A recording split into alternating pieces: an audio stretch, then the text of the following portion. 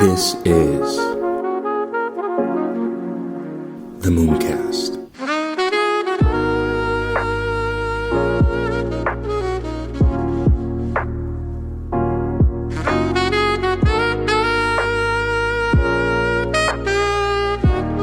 Currently, right now, I'm in 7 different distribution channels. So So I'm in iHeartRadio, Google Podcast, Amazon Music, Audible, Spotify, and a few others. Samsung, and a few others. But yeah, man. But this isn't about me today. This is about you, man. This is about you. So I appreciate you taking time out to come out and talk to me. I just find your profile pretty interesting, and you've done a lot of advisory roles. Can you wait before we even start?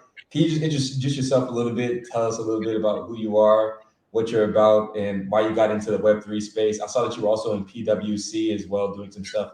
So yeah, just give a little bit of background so people can get a little bit deeper understanding of you. Sure. Yeah. So I started working way early. I think back in 2011, 2012 is when I started my professional journey, but I started working early on as well. I used to do, even in my college, I used to do some part-time stuff. But I graduated in 2012 and then went on to prepare for chartered accountancy. It's one of the most difficult courses in India, chartered accountant. Qualified in 2015 and then joined PwC. So before that, for 3 years, I did internship with BMR Advisors, this consulting firm in Mumbai, and then joined PwC. Spent about 7 years with the firm. Grew across various roles. I was one of those, as our chief people officer once very nicely put, and I have a lot of respect for her, an amazing lady. She very nicely put that you're one of the few who have been jumping a lot. I said, I'm just here to kind of really gain experience, and the firm gave a lot of amazing opportunities for enterprising people. So if you had the passion and if you could showcase that you are capable of delivering, they would provide you the opportunity. So I started with litigation. That's what I did for about good 2 to 3 years. Then moved on to business consulting, then moved on to deal advisory. Then I was the chief of staff for the deals business, and then took on the responsibility to lead the Web3 business for the firm, starting with the deals, of course, and then expanded it. While I was doing that, I was also very active into my entrepreneurial journey. I spent a lot of time in building something of my own, started that as well early on since 2014, 2015. My first entrepreneurial journey was a tours and travel company that I opened.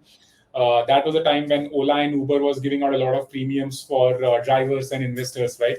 So I invested in some vehicles, got it attached with Ola and Uber, and parallelly was running it as an independent tour and travel agency as well. So ran that for about good 1 year. But then I realized that any business where you are completely dependent on somebody else, sooner or later will fail. And that realization came because as a business, so I believe I have a lot of good business acumen to kind of, understand people and kind of motivate them. I'm a people's person. I'm not a tech guy. I'm a people's person. I understand people at the end of the day. That's the sum and substance of me. Yeah. So I introduce a lot of, incentives, a lot of good models and all, which will lead to the drivers making a lot of money. But the drivers that I was working with, their needs were only very less. So they were happy with making the bare minimum amount. So which did not allow me to kind of grow my tours and travel business, because for them to be kind of motivated. So I had to close it down, incurred a little bit of loss, but got $1 million worth of learning that don't do anything on which you are extremely dependent on somebody else. Tours and travel is dependent on drivers, right? If drivers stop working, your business is down. That led me to kind of go into introspection and figure out what is it that I can do absolutely on my own without even 1% of involvement from others. And that's where talent comes into the picture, right? So I realized that from early on, literally from my childhood days, I have loved being an entertainer. I've done theater. I've performed a lot of stage shows, drama. I saw you were rap. You used to be a rapper, right? Yeah, I saw that. Wow, that's crazy, man. Can you talk a little bit about that experience? What it was like being a rapper in India? I didn't want to listen to rap music in India. Oh yes, yes, yes. So that came out as, so that was not a planned journey, honestly. Me becoming a rapper, that came like that evolved as a step. So when I started diving deeper into finding the talent that I can do, or finding something that I can do in my sleep, music came Yeah. as the answer. Entertainment came as the answer. So I used to go out back in the days like a lot partying. So I was friends with a lot of DJs, and also nightclub was like a part of the culture for me. Every day after office, we'll go out somewhere. So I bought my first DJ console. So what you're seeing here behind, Yeah. uh, this is the first DJ console that I bought. Started learning to kind of mix and created my sets. And when my friends got to know that I'm becoming a DJ, some of my friends kind of invited, "Why don't you come and play at our house parties?" Started Yeah. playing. Eventually turned out to be good. So more and start. So from those parties, started getting more gigs, etc. Right. So. At the peak, I was playing at the Bollywood parties, the movie industry in India. So some of their house Yeah. parties, some very good Bollywood artists, all their house parties I was playing. I was playing at nightclubs, so became that DJ that I was friends with. It was an amazing journey. And then I took the next step to kind of start making my own music. So as a DJ, you play, somebody else's music and mix. I realized that the next step, or like a promotion in this journey, is when you start making your own music. So I learned Logic Pro is what I used. Again, self Yeah. YouTube, started making beats, and then started recording. So kind of the dummy vocals that I had to record, and that's when I realized that I can write as well. So on the beat, I was getting the lyrics. Okay, so this is how you can kind of the flow and everything. I was getting it, so I started writing. I said, "This is a good song that I wrote." Right? I met some friends. I can write. So first few songs were of course like bad, but like I understood that I have a knack for rhythm. Yeah. And then I started recording it, and that led to me kind of rapping and everything. So was fortunate to have some amazing friends with me who I used to spend a lot of time with, and I kind of showed them what I was doing, and they were like, "Dude, I think you should rap instead of finding another vocal artist. Yeah. Why don't you try to kind of give it?" I said, "Done, let's do it." I bought a mic. I still have the first mic that I bought, AKG, and AKG. Dang, man. Hey, what was your rap name, by the way? nope, I'm not gonna tell you. So I Because can't find you on Spotify. the reason is because when I moved to, and I'll come to that journey, when I moved to completely become an executive and a CEO of a gaming company, that was a lateral shift that happened early on. Like my career moved on to something else. So I didn't want in the serious business world people looking at, "This is my CEO wearing red tracksuit and jumping off the trucks," and I said, "Nope." So that was like a journey which I really enjoyed. So became a rapper. I've done more than 80, I've written more than 80 songs, recorded more Yeah. than 20 music videos, and at the peak, I started my own music label where I was managing about 15 hip hop artists. So right before COVID is when I got introduced to Web3. And the more I studied it, the more I learned about it, the more I fell in love with it. And I became a Yeah. firm believer that this is a revolution which is happening in front of my eyes. I missed the first revolution that happened in the tech age, which was the 90s internet revolution. I'm a 90s kid, so I could not participate in that. But this is Yeah. happening right in front of me, and I believe that I can do something in this. I can build in this. I can contribute extensively in this. So I just don't want to miss it, and I'll go all out for this one. And it was all about decentralization, right? Like if you Yeah. see the sum and substance of it, it is decentralization, P2P. But I was running a music label back then, which is not P2P. And I had seen the whole journey of being an artist, like starting with literally, $100 worth of equipments and just trying to figure out on something, and then becoming a music label and becoming a business guy on the other side of the table. I became a Yeah. middleman at the end of the day. That's what music labels are, right? A non-glorified term for music labels are middlemen. You are a good artist. Yes. Yeah, Exactly. artist. Absolutely. I kind of sign you up, provide you a platform, and I give you gigs and everything, which pays you the money. So I act as a Exactly. middleman. Yeah, that I Decentralized. actually, before you get to decentralization, I actually wanted to talk a little bit about being a middleman because I actually think that is the best business model to have is being the middleman. Like if you look at all of these platforms, Netflix, YouTube, Spotify, you look at, and also monthly recurring revenue models, too as well. I think these are the two best business models to have, being that sort of mediation, or the SaaS protocols too as well. Any kind of these type of mediation type of platforms or business models, I think are going to be the ones that thrive throughout the course of time.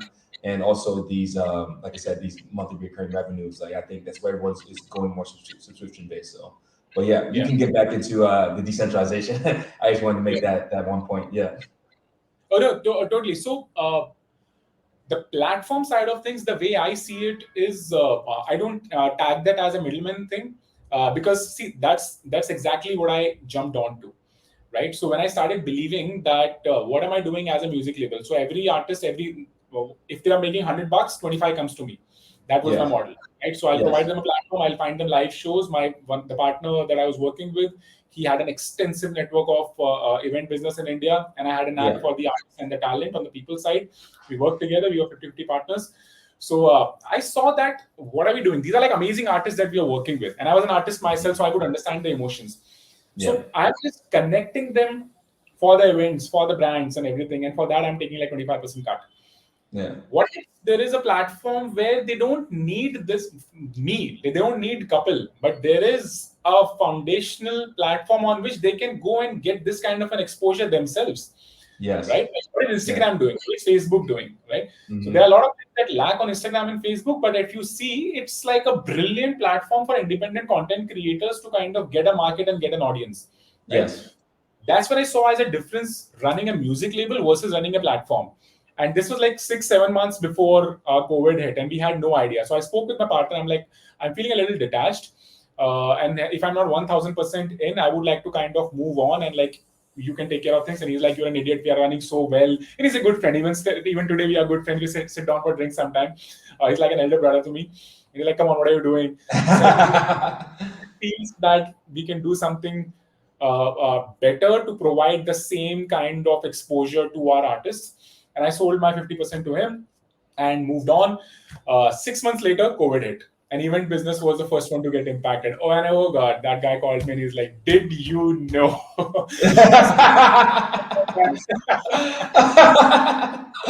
Oh, man. That's terrible, man. So the live entertainment business got impacted. But what the journey that I picked up was what you were mentioning, creating a platform. So I started building a social media platform for the entertainment sector based on decentralized technologies, and where they could kind of come, build teams, work together, launch their music directly. The whole, watch to earn, play to earn, and all those things. That was the kind of thing that I was doing, and created like a very strong foundation where any artist or any content creator can come, formulate teams, work in teams together, build a product, launch the product from the platform as an NFT, as a digital asset, drop merchandises, connect with their fans, and even fans get rewarded. I strongly believe, and till today, I believe that the current concept of social media is absolutely flawed. It's not, we should not term it as social media. Like, if I can use a word, it's actually ridiculous. It's not social media. What is social? Right? Very plain this thing. So I'm a sociologist. I study these things. I've studied these things in detail and everything. So whenever there's a human connect, I go very deep into it. Right now, you and I are having a conversation. Yes. Both of us are benefiting something out of it. Yes. Right? I'm getting to learn from you. I'm getting a platform where I can share my views. You are getting to learn my views. And both of us are getting benefit out of this interaction. Yes. This is social. Yes. On the social media platforms, what happens? It's just one-sided usually. People just comment on the bottom. Yeah. Just trolls. Somebody who has a million followers, that's the person who makes money, gets fame and everything. But what about people like you and I who like, share, comment on their post, which helps them become a million follower kind of a celebrity? We don't get anything. So we are just giving our time, not getting anything in return in terms of materialistic return, if I call it, right? At the end of the day, the world works on that. So how is that social? It's like, okay, I come, I create content, you consume content, done. I make money. Thank you so much. You helped me make money. Bye-bye. That's not social. So I want to create something. Exactly. It's just pure business. It's not social. And my definition of social media is, and it will always be like that, is where both benefit. And that's what I created then. So ran that for a year, successful, and sold it to a media agency and moved on.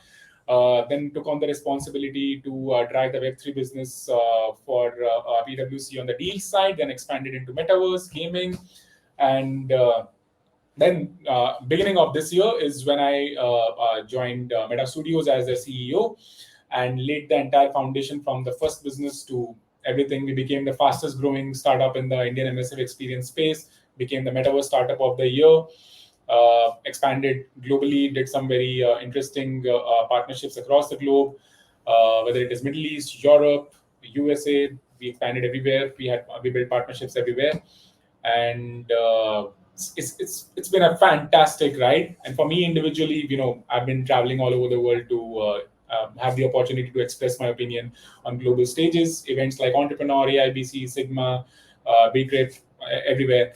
And currently on the advisory I'm advising around 12 to 13 startups in this space. Yeah. So when you look at the synergetic fusion between the metaverse and gaming, do you think that is how the future of how people interact with games is going to be? Is it going to be a metaverse implementation, you think, with every single game moving forward? Or how do you see the landscape of gaming and metaverse and the synergistic sort of fusion between them? See, to me, metaverse is not a new concept. Everything that we do virtually is eventually a game, right? Yes. So metaverse, what the technical definition of metaverse is, like, it should be on chain, decentralization, you can kind of trade assets and everything. Yes. But the definition that the world sees in general is like any immersive experience they call metaverse. We are in the metaverse.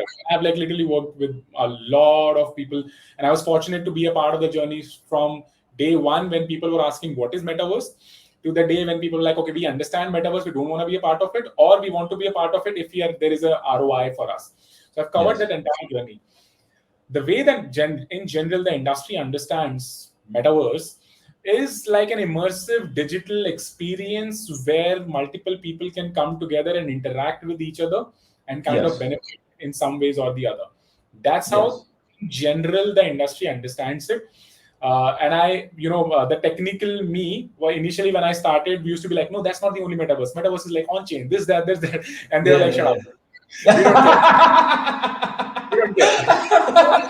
What it does the job, come on, can you do it? I said, yeah, okay, fine. So I also kind of blended in with the industry, and because this is how people understand it, right?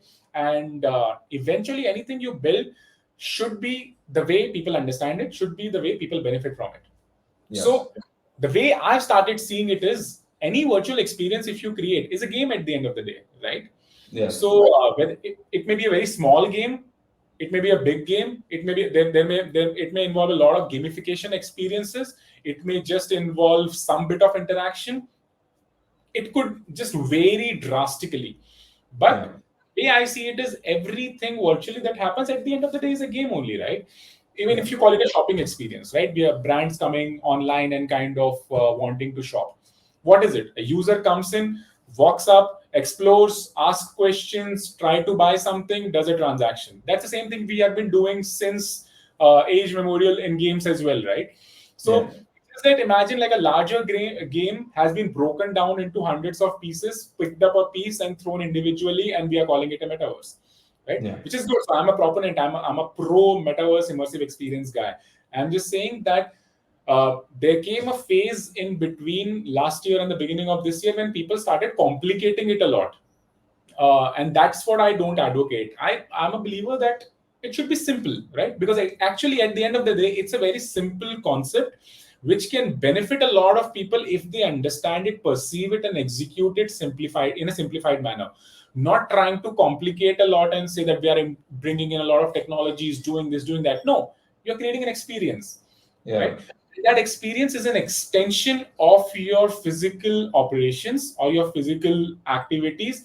This immersive virtual experience is going to help your physical world activities to exponentially grow or expand or provide a new platform for you or provide a new experience for your users. That's where immersive experience comes into picture. And the best way to kind of do that is engagement. And what engages more in the virtual world than a game? Yes, this is so true. That's how I kind of blend these things, and that's how I see it. Yeah, I think we've kind of already been in the metaverse. Like, I think for me, Instagram and all the different types of social medias are 2D versions of the metaverse. And I feel like what we're doing is just taking this already implementation, this business model, and then we're just extracting that and immersing that into more of a 3D immersive type of experience. And I think that's just the differences and nuances between them. But my thing is, will there be a sort of interoperability solution to connect the metaverses from one metaverse to another? How will that work? How do you see it ideologically speaking? Do you think there'll be one monopoly metaverse that kind of controls everything? Because at the end of the day, these businesses want to make money, and so there will be a race eventually to who's going to be the main metaverse in which most people spend their time in, which is similar now in the 2D realm in regards to Web 2 when you talk about the different social media platforms like YouTube, TikTok, Instagram, and all these different things. They're all kind of fighting for attention share, right? Because we live in this attention-based economy. So in this 3D realm, do you think there will be interoperability solutions, or do you think we'll have to jump off of this metaverse and then create another wallet, per se, or something, some kind of digital identifier, right? NFT maybe solution, something like this, and then jump on to this wallet or this metaverse, and then we'll just have to basically jump from metaverse to metaverse and have all these different accounts, and it'll be a little bit confusing? Or do you think there'll be synergy between all the metaverses? Right. So a very, very interesting question, right? Uh, interoperability is what everybody is seeking, and Yes. that's when you see at a macro from a 30,000 feet, the word metaverse, the world of metaverse is seen as an interconnected virtual world where everybody kind of comes together and different worlds come together. Yeah. Right? But it's going to take a lot of time, right? Because eventually the stage that we are in right now, that's going to be the eventual future for sure, right? But when will that happen? That's a question mark. We are seeing some projects coming up who are trying to connect different worlds using something or the other, right? So that thing has started, but the whole interoperability part, it's going to take a lot of time. Right now, what's happening is, see, you can promote and make interoperability an effective and efficient experience for the users when the individual experiences are fun, when the Yes. individual experiences are making a lot of sense, when the individual experiences are providing a lot of value add for the consumers. That's when, okay, this experience provided me a lot of value add, this experience is providing me a lot of value add, but in a different field altogether. I would love to connect with the two. Yeah. That's where interoperability will make sense, right? Right now, what we are seeing is individual projects trying to create those values. Sandbox is doing something else, Decentraland is doing something else, Roblox is doing something else, Meta is trying to do something else, etc., etc. A lot of new amazing startups are coming out who are trying to do something else, right? So everybody is trying to create their own niche, they create their own value add, create their own differentiator. Yes. I see the whole world of interoperability trying to come into picture when all of these individual sprouts have become satisfied and have started to add a lot of value. Right? Yes. That's when interoperability will even make sense. Right now, also, if you ask me, right now, also, if some project comes and say, I'm going to connect that 4 big metaverses, I don't care. As a user, I really don't care. Even if you connect, you have $1 billion, do it. What am I going to benefit out of it?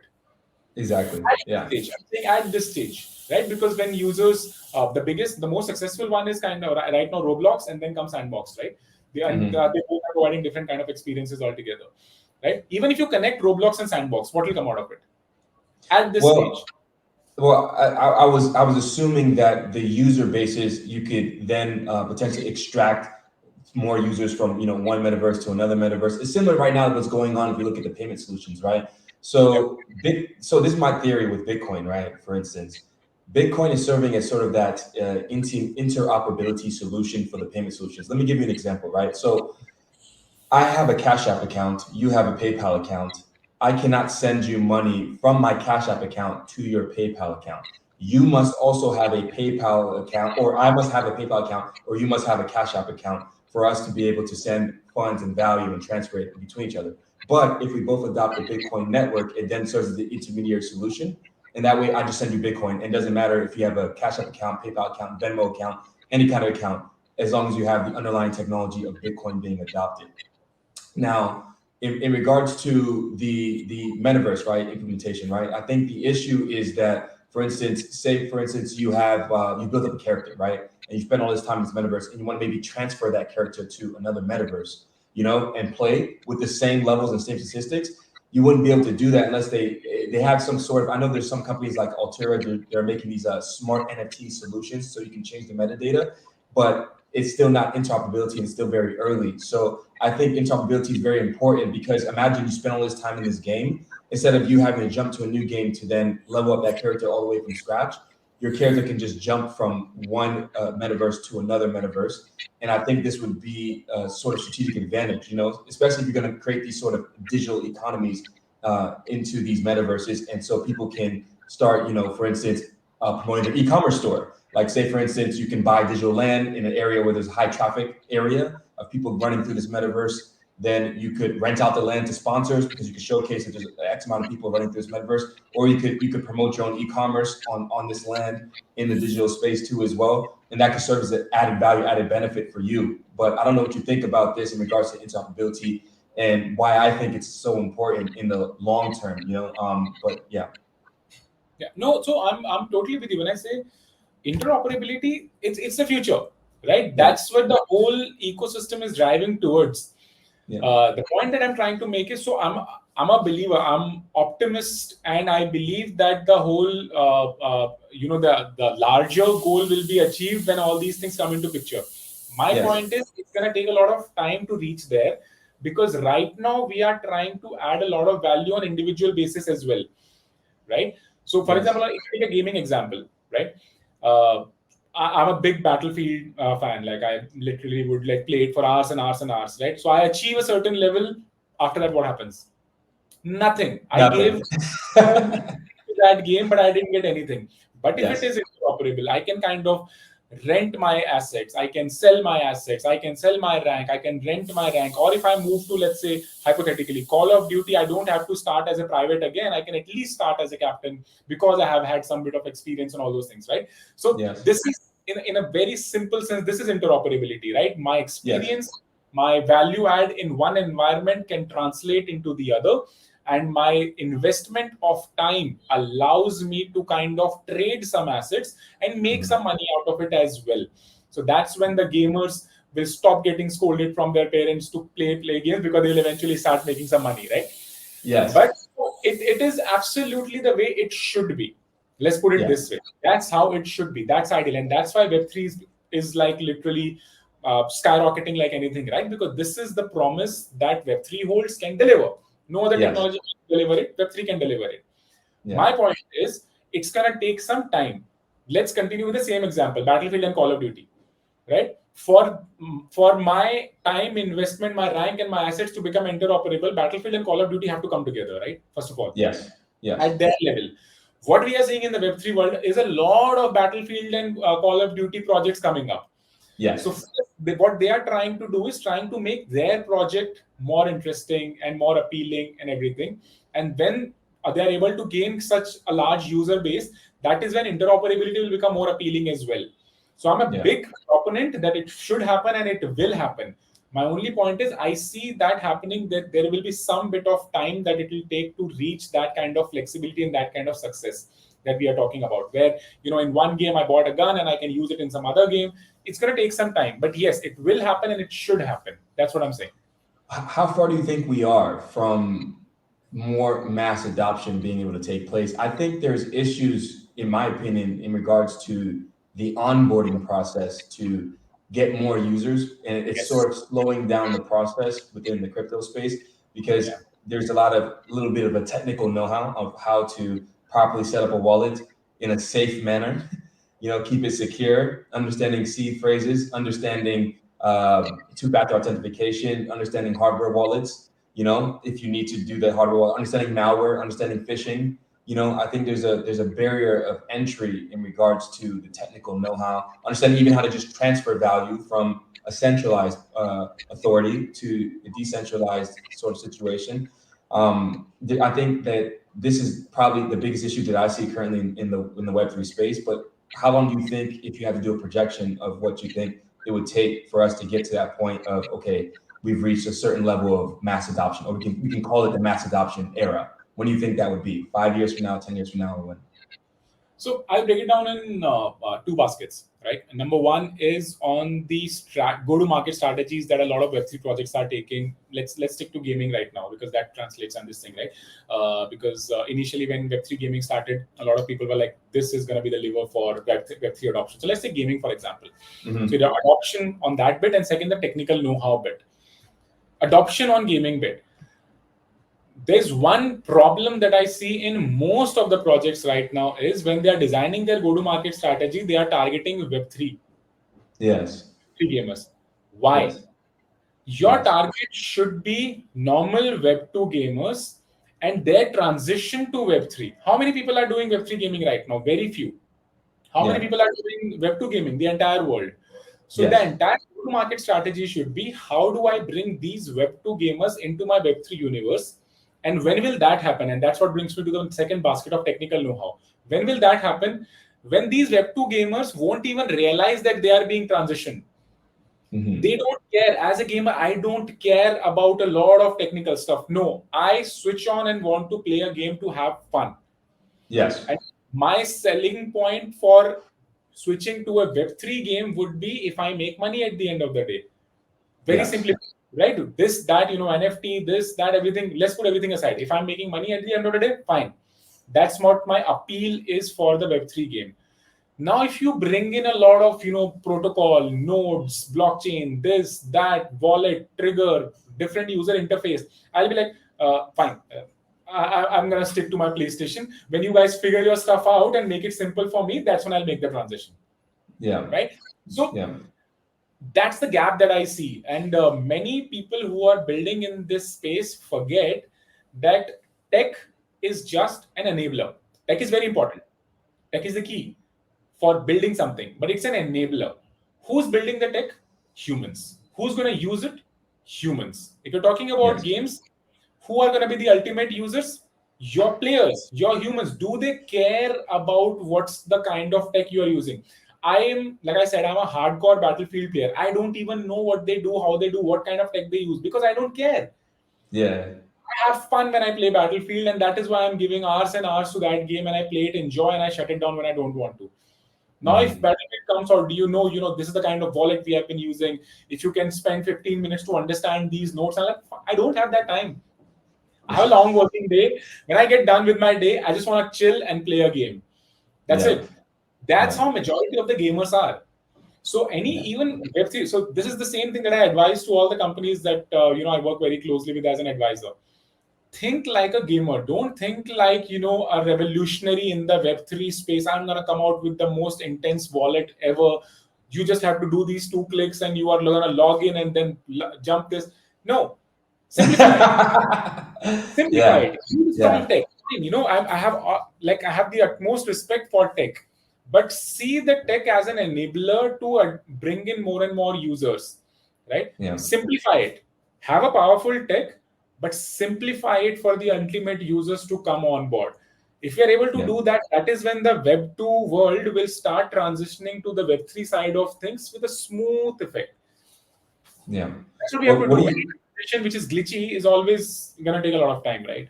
Well, what do you think is the main NFT use case that you think people will adopt the fastest? When you look at different sorts of use cases. For instance, I always, this is one that I always like to bring up, is the ability to leverage NFTs, for instance, with being a content creator, because then you could issue out NFTs.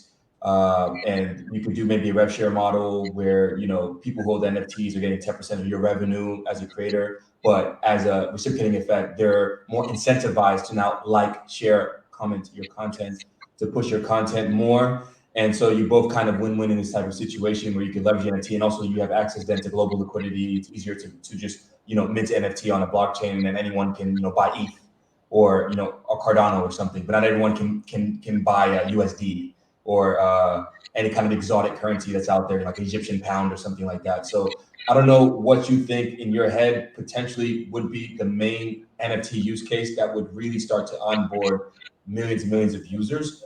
But that's one that comes to mind. Is also the digital identifiers and different types of things. So I don't know. Let me know what your thoughts are on NFTs. No, absolutely. What you just put. together. That's what I also firmly believe, that it has to be utility driven.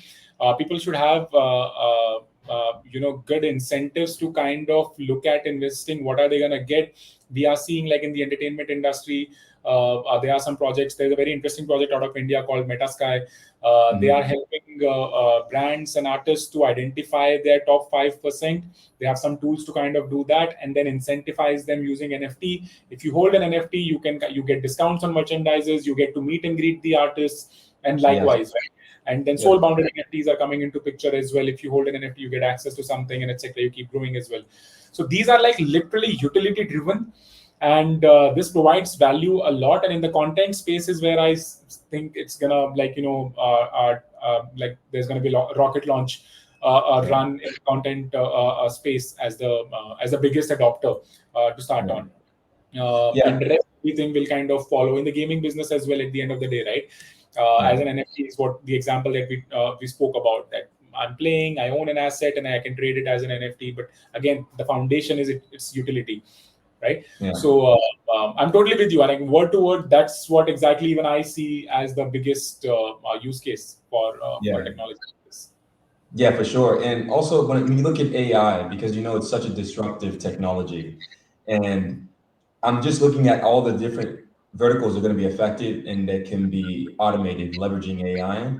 So I don't know where the gaming sector goes when the AI gets powerful enough where it can literally start creating its own game, by itself, and where some random kid in Congo now has access to the internet and can leverage the AI technology to build his own game and then publish it quickly on the internet.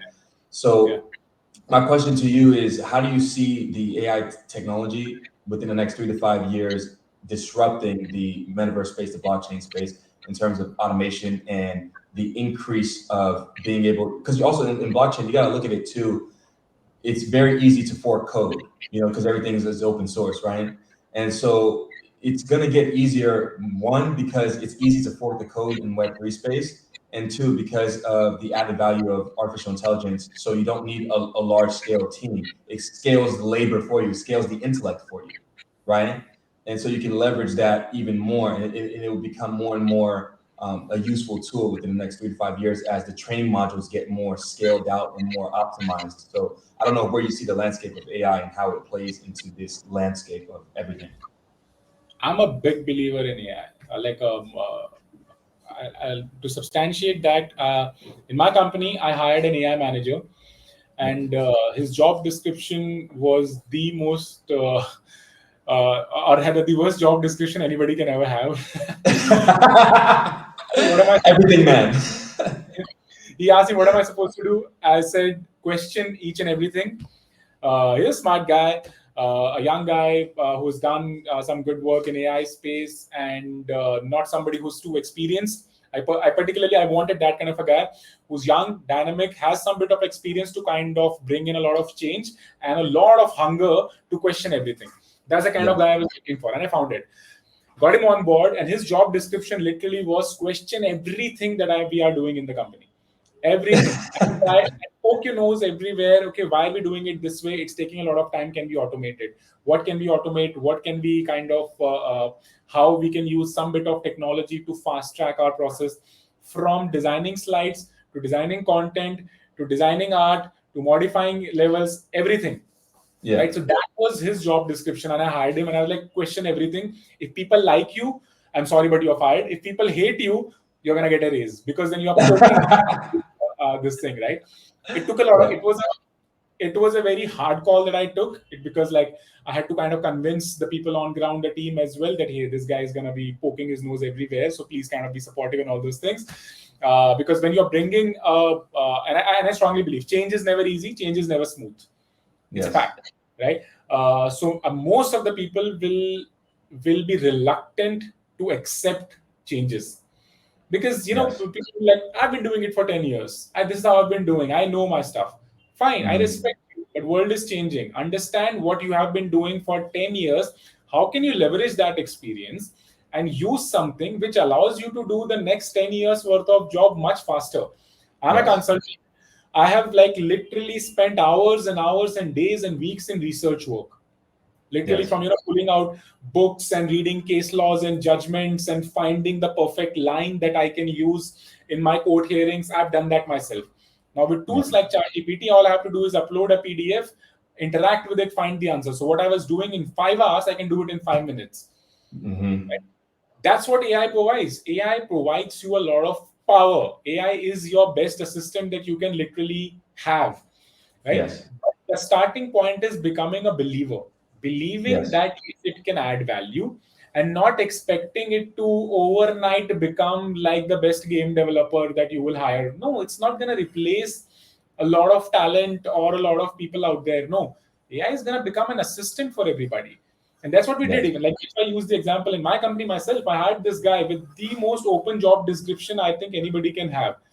Just do anything and everything that you want and just come back with solutions. Like in the first 2 months, this guy was frustrated, my team was frustrated. But then he's the CEO. But from the third month, we started seeing a lot of things, coming back on track. Okay, people started getting used to using some tools to become a part of their daily activities, Yes. which allowed them to become more efficient, started saving time, made them more smarter in other things that they were doing, and all those things. So Yes. that's like a starting point to use AI as your assistant to become more efficient in what you have already been doing. I use Yeah. ChatGPT regularly, right? And literally, I'm saying as a consultant, if I was doing something for it was taking 5 hours as a consultant, now it would take me 30 minutes max. Mm-hmm. That's Yeah. time saved, and I can invest that 4.5 hours somewhere else. So that's number one. Exactly. Game development industry, see, again, tools are coming in. So I wouldn't say that today an AI tool would come who will start making your game end to end. No, parts of it. So game development is a long process.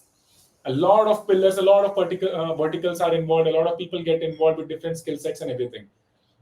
The way I see it is, if these people who are involved, if these verticals who are involved use some AI tool or some AI technology to assist them independently as well, and they end up saving some bit of time for themselves, then the overarching framework which is going to come out is going to be much more efficient. Yeah. So right now we are at a stage where these independent verticals are becoming efficient, are getting some bit of support, and there are a lot of questions. Some are becoming efficient, some are not. Some problems are solved, some are not. It's fine, right? We didn't get to iPhone on day one. We had those rotary phones, like okay, 9, 8, Yeah. Yeah. iPhone, right? So on day one, if you are expecting to literally land an iPhone, that's not going to be the case. So we are on that rotary phone stage right now. Then we'll move to landlines. Then we'll move to the typical Motorola antenna-driven phones, and then we'll come to an iPhone, right? But the journey starts. So right now in that journey, we are in the stage where independent verticals are starting to become efficient, which is resulting in the overall process becoming efficient, right? But Yes. all the verticals are not connected right now. It's going to take some time. Yeah. How much time? We don't know right now. Depends on what kind of technologies come out. We are seeing how Midjourney has evolved in the last 1 year itself. It has become an extremely efficient tool to kind of sketchboard and come up with ideas. Otherwise, what was the process that we were following, right? So I had an amazing team of artists in my company. And the first step, if I'm conceptualizing a game or an immersive environment, is my concept artist will start sketching, come up with some ideas, 4 or 5 ideas, and then we'll debate and discuss, okay, which one to kind of go ahead with, and they'll go ahead with that. Today with Midjourney, I don't need them to spend a week. In one day with Midjourney, they can come up with some rough idea. Then second day, I can kind of start refining it. So I'm saving 3 to 4 days at least, right? That's efficiency. So it's not replacing my concept artist. No, it's making my concept artist more efficient and more forward looking and kind of move things faster. So these are the things which are happening right now in the game development space as well. Yeah, but when you look at it now, yes, it's obviously going to optimize business tasks and processes for now. But when you think about it from a long-term perspective, and when it gets efficient to the point where you literally can just prompt it to do something and it just does it exactly, it's like build a SaaS, and it just boom, boom, boom, boom, boom, builds a SaaS for you. Okay, move the login over here from the right side to the left side. Move the sign in over here. When it gets to that point of efficiency, then this is my theory. I think that there's going to be more added value within the creator economy, because I'm on the fence of marketing being the thing that's going to separate one business from another, when someone can just literally see your business model working and copy it within 7 days or less, right? And so I really think marketing is going to be the thing that separates it. And the best form of marketing is content marketing. And so I'm on the fence that if you're a content marketer right now, you need to be putting out content. Also, if you look at the landscape of the internet, right? There's 4 billion people on the internet now, right? In 2030, it's projected 5.5 billion people. So another 1.5 billion users projected to be on the internet, right? And then by 2050, there's an estimated 90 to 95% of people will be on the internet, right? Because they're building out the Wi-Fi infrastructure in more rural areas, Starlink, WMT. They're working on these types of infrastructure and stuff and integrations within these countries, right? So my thing is, with the pie continue to increase, and as a content creator, as you compound that authority over the course of time, it will give you more leverage, seeing as we appear to be in the exponential growth phase of technological advancement. It's what it appears to be. You know, when you have all the different synergistic fusion between AI, VR, robotics, blockchain, and everything else all coming simultaneously at the same time in an exponential growth pattern, and sort of making this kind of fusion, well, I think it's going to be up to the content creator to be able to decipher which product is better, you know, in regards to communicating that to the audience that's more trusted over the compounded authority over that course of time. But I don't know what you think about this theory. No, so I think we are on the same page there. That's I don't think I can. You have put it very nicely. I don't think I can. Yeah. I love the way you were just like, putting it crystal clear. Yeah. I'm with you. Nothing to add on that, but I'm totally in agreement with you on that bit. Yeah, for sure, man. Yeah, I really think content is super important, especially nowadays. And you see, everyone is going to be on their phone, you know, and we live in such an attention-based economy. Like I said, more and more users are getting on the internet, and they're going to be on their phone. Also, this again another thing where I have another theory too about cybersecurity, and I think this is another industry I think is going to grow exponentially. You see already in the Web3 space, we have all these hacks and all these smart contracts getting exploited and things of this nature. And I think, again, cybersecurity professionals are going to be an increase in growing demand over the course of time. Again, because as more of these users get on, well, how many percentages of them are going to create e-commerces? Well, it's going to be a pretty good percentage of them going to create e-commerces. And the e-commerce, is going to need, probably cloud service providers, right? And so the cloud service providers are going to have to expand their infrastructure. So they're going to need more security because there's more value being transacted and utilized, within these systems. So I think cybersecurity also is another industry I really think that in the next 5, 10, 15 years is going to be even increased in more demand than in other industries. But yeah, so this is kind of how I'm looking at the landscape of everything in regards to that. But then also I wanted to ask you 2 more questions. One of them is about the ETFs that are coming about right now. I don't know if you've heard about the Bitcoin ETFs, and if you've been paying attention to the news and stuff, but I don't know, do you think that they will get approved, like the BlackRock, the Fidelity, and all these? Like, what is your thought process? And if you do think they're going to get approved, when do you think the timing would be in which they would get approved? And do you think it would affect the market in any way, or it would take time? How are you looking at it from that perspective, from just the investor perspective of the landscape? Well, I'm not very well educated on that one, so I will have limited opinion on this thing. But the Bitcoin ETF, if that gets approved, I think that's gonna be the biggest celebration that we'll see in the Web3 ecosystem. To the moon! Literally everything is gonna skyrocket. And I'm waiting for that to happen, because right now I think everybody's portfolio is just red. So, oh man, were you FTX victim? I'm sorry? Were you an FTX victim or no? Luckily not. Nope. Oh, okay. Oh, thank God. Oh man. Yeah. It's very interesting, the landscape of things, moving forward as you see these big institutions starting to get in. So I'm always curious to hear from different, perspectives and minds on where they think things are going to go after that. And I'm not entirely sure, but I think this could potentially be the last opportunity to get in at really, really good prices. I think after because as these institutions get in with these trillions of dollars that they have in assets under management, I think that all the bigger investors are waiting for were air quotations safer way for them to invest into these digital assets, right? And now that they have that mediation again that we spoke about earlier, I think, and also I have another theory too as well in regards to what I think is going to happen and why it's lucrative for the ETF, because I think what BlackRock would do, just my speculation, is they'll eventually allow people to borrow against their ETF, right? And it's more safe. It's not BlockFi or Voyager. These are the big boys, and so they can't really crash, in the same way because of how much liquidity command that they have within the entire market and how much they own in terms of assets under management.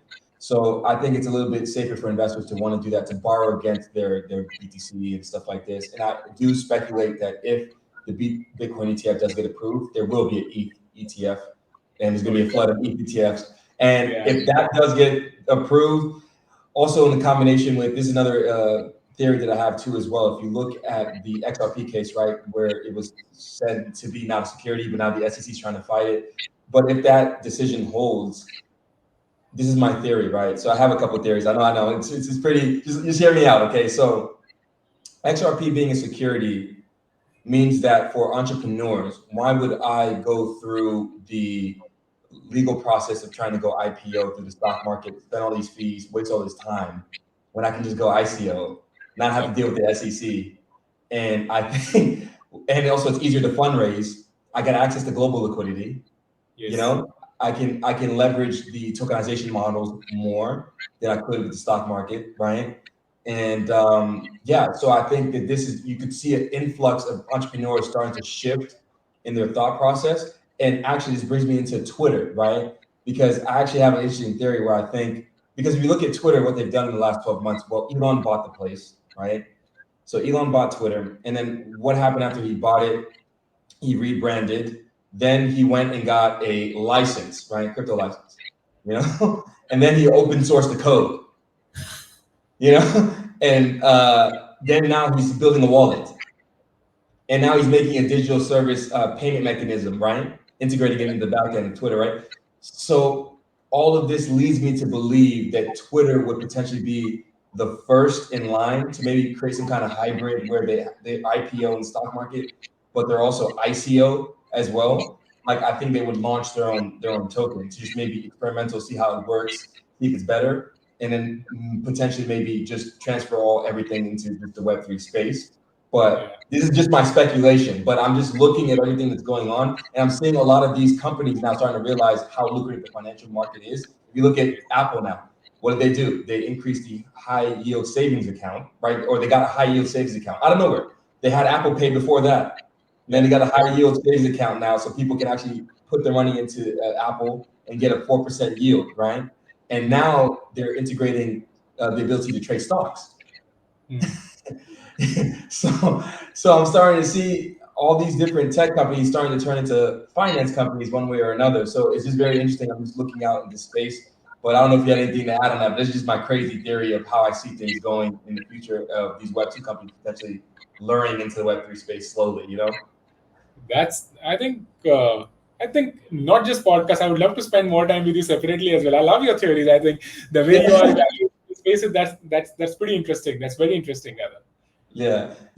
No, I appreciate it. Yeah. This is basically what I do is these theories, but I try to back it up with data and look at the fundamental analysis of things and see what's being integrated, what's being pushed. Even if you look at Microsoft, they just partnered with Aptos, So I'm just looking at these formerly FANG companies. I'm looking at the bigger conglomerates within, this the technological Web2 space.